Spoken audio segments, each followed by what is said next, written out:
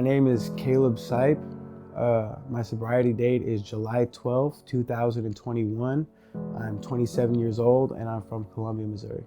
Both of my parents are alcoholics and drug addicts. I lived in California till I was about 17 months old, and during that time my mother got into a car accident under the influence of drugs and alcohol and was incarcerated as a result of it. And my father took me at the behest of one of his friends and flew me back out to Missouri. I grew up with my father. My father raised me. He was an alcoholic. He was a crack smoker. He was emotionally abusive. He was neglectful. He was sexually abusive at times. He was physically abusive. And it was just me and him for like the majority of my childhood, so I really didn't have any kind of safe haven. I think I was doing drugs long before I started doing drugs. Like I saw my father drinking and smoking crack, and I saw it as something that was desirable.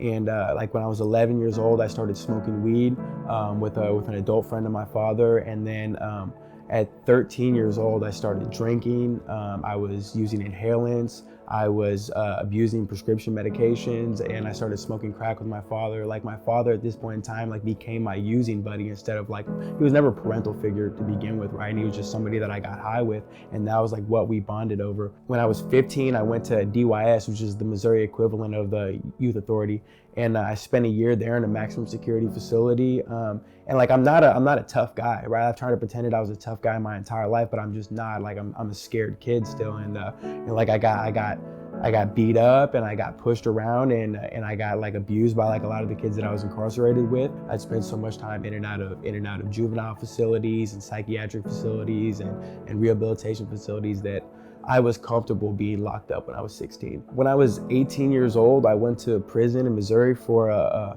nonviolent burglary charge. And going to prison at 18, I was young, I was scared, and I was impressionable. And what would have been a 4-month sentence turned into a 7-year sentence. I lost every out date that I had and maxed out. I did 100% of my sentence. I have a 9-year-old son that I was never able to be a father to. I went to prison when he was still an infant.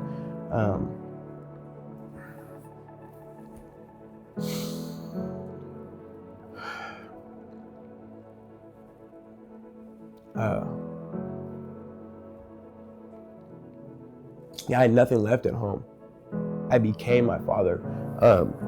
You know, like I was hostile and I was aggressive and I was manipulative and I was dishonest, and everybody that came into contact with me's life was made more difficult because I was a part of their life. I was smoking crack in like a hotel room with my infant son feet away from me, and I thought that behavior was normal. I just didn't care like the harm that I caused to anybody else in the process. Getting loaded was never something that was like that I did for fun. It was something that I did because I didn't know how to exist in my own skin and like live life without something to cover up how it felt to be me. When I got to the house, people told me things like it was a safe place and that people cared about me, and like I couldn't comprehend what those things meant. The guys here and like the staff showed me what it meant to be cared for by somebody else. Like I never got to experience that growing up. Like nobody like showed me love or care or compassion as a child, but like I got to experience that at the house. Like guys loved me and they were empathetic to me, and they showed me compassion regardless of like how much harm I caused at the house or how many mistakes that I made.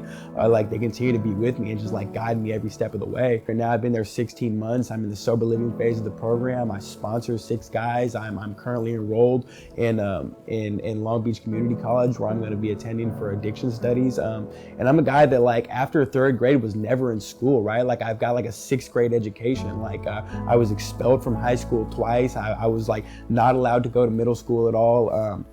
I have no education past 6th grade pretty much, right? Like I'm going to be going to college. Like my long-term goals are like I'm currently signing up for an associate's program at Long Beach Community College. I want to get a bachelor's degree. I want to try and get my master's, and like I want to pursue being a therapist. Like the blessing that God has given me isn't that like my life has been magically transformed, which it has. Like the blessing is like the things that are important to me today are like seeing other people's lives change, right? Like I care about other people, which I was incapable of doing when I got to the house. Like I was cold and discompassionate and cruel towards other people because that's how I kept the world at bay, right? Like today, like I have love for the men at the house, right? And like I'm surrounded by a bunch of guys that I know care about me and love me. It's really difficult to put into words like what I experience when I reflect on like the things that the house is giving me and like the things that I see the house giving to other people, because like my story is not unique. Like the house is full of guys that came from like similar situations, right? And like had nothing. Like the Beacon house is full of men that like otherwise would have died in the streets or in prison. Like, this was my first opportunity in life to have a life.